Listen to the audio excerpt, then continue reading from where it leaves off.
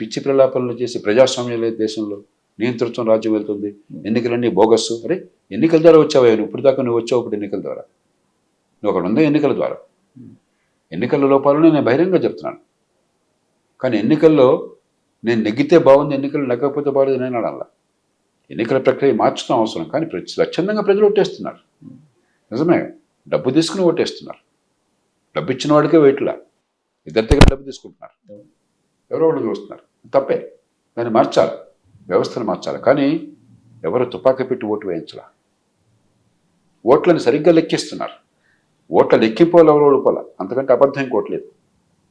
కాబట్టి మనం నిజాయితీగా మాట్లాడటం మొదలెట్టాలి, సమస్యను లోతుగా అర్థం చేసుకోవాలి. మన నుంచి నాయకత్వాన్ని ప్రజలు కోరుతున్నారు. అంతేగాని ఏదో వీధిలో బస్తీ మేసేవాళ్ళని ఆఖరాలో మనం యుద్ధం చేసినట్టుగా, మళ్ళీ యుద్ధం చేసినట్టుగా వీడు వాడిని బూతులు తిట్టుకోవడం కాదు మన నుంచి ఆశించేది. సమాజం మొత్తం ఇలా ఉంటే సార్, ఈ సమాజాన్ని చేయించాలి అనేటువంటి వాళ్ళు కూడా ఈవీఎంల్లో ట్యాంపరింగ్ ఉంది, కొన్ని ఓట్లు గల్లంత అయిపోయాయి. ఈ మధ్య పరకాల ప్రభాకర్ గారు ఒక ఇష్యూ తీసుకొచ్చారు. ఈవీఎంల్లో మొత్తం ఏదో జరిగిపోయింది, తెలుగు రాష్ట్రాల్లో దాదాపు కొన్ని లక్షల ఓట్లు గల్లంత అయిపోయి, అందుకే ఇప్పుడున్నట్టు ప్రభుత్వాలు ఏర్పడ్డాయని. అప్పుడు ప్రజాస్వామ్యంలో ప్రజలు ఏమనుకుంటారు?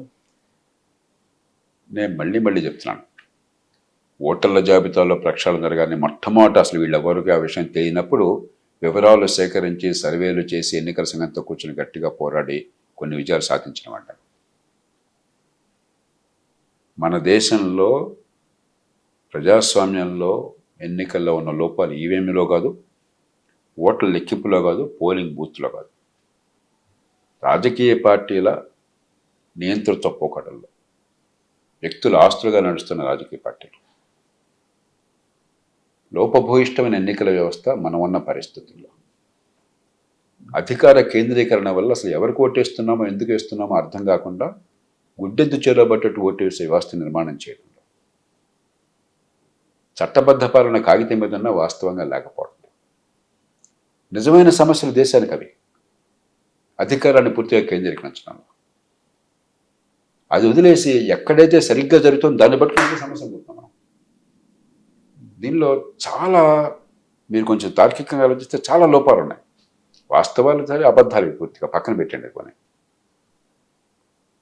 అంటే మన ఉద్దేశం ఏంటంటే, సుబ్బారావు గారు ఎన్నికైనారు, నాకు ఆయన మొహం ఇష్టం లేదు, నేను ఎన్నికైతే బ్రహ్మాండంగా ఉన్నట్టు. అరే ఈ పద్ధతిలో ఎన్నికైతే ఎవడెన్నికైనా దేశం అధ్వానంగా ఉన్నట్టు. 30 కోట్లు వాడు ఖర్చు పెడుతున్నాడు, నువ్వు ఖర్చు పెడుతున్నావు. ఎన్నికైన తర్వాత అందరూ కాకపోయినా చాలామంది అక్కడ వేడి తింటున్నాడు, నువ్వు తింటున్నావు. అధికారాన్ని సొంతంగా మార్చేసుకున్నారు ప్రజల కోసం కాకుండా. చట్టబద్ధ పాలన లేదు, చట్టం ఉన్నవాడికి చుట్టమైంది. నీకు అట్లా నువ్వు అధికారం అంటే వాడికి అట్లనైంది. మైనింగ్ కానీ, భూముల కబ్జాలు కానీ, పోలీస్ స్టేషన్లో కేసులు కానీ మొత్తం మీ సొంతం అనుకుంటున్నారు.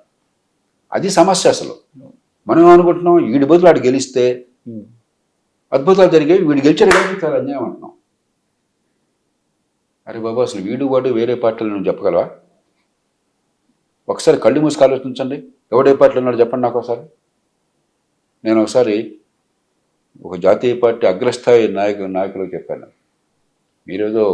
ఏదో పార్టీల మధ్య తేడా ఉందని ఏదో నటిస్తున్నారు, లేకపోతే భ్రమపడుతున్నారు. ఇవన్నీ కూడా మార్కెట్ సెగ్మెంటేషన్.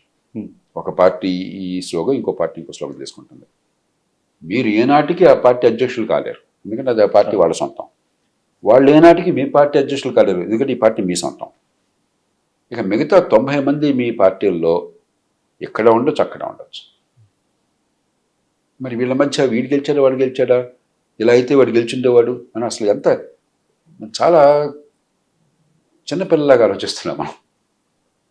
ప్రజాస్వామ్యం ఏమవుతుంది, ప్రజలకి ఏమవుతుంది? ప్రజాస్వామ్యం అంటే పరిపాలన, ఎన్నికలు అంటే ఎన్నికల్లో ఎవడు నెగ్గుతాడని కాదు, ఎన్నికైన తర్వాత ఏం జరుగుతుంది ప్రజలకని.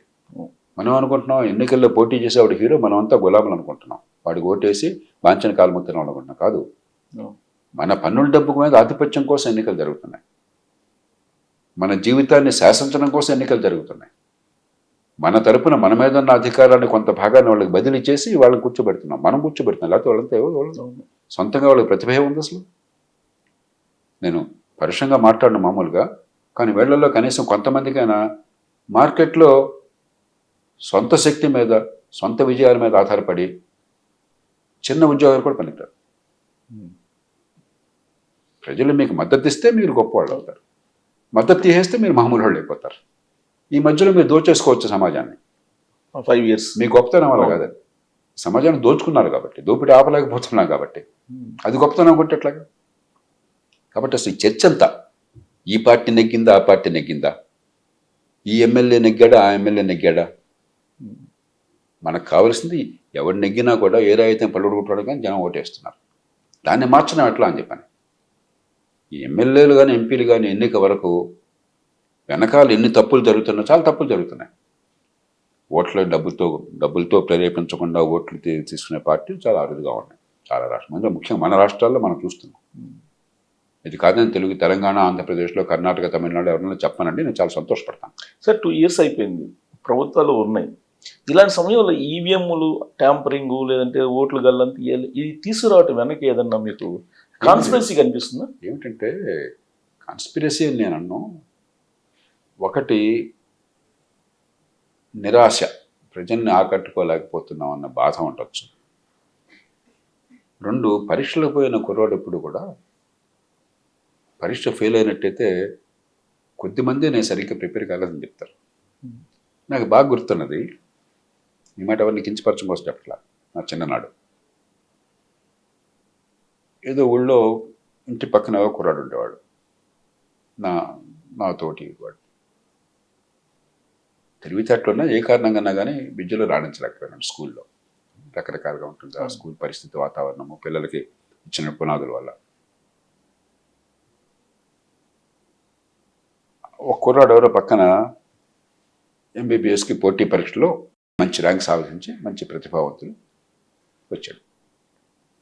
ఈ తల్లి ఆ తల్లితో ఉంటుంది, మావాడికి వచ్చేది, మావాడికి ఇంట్రెస్ట్ లేదు, తప్పేం లేదు అని అనుకోవటం.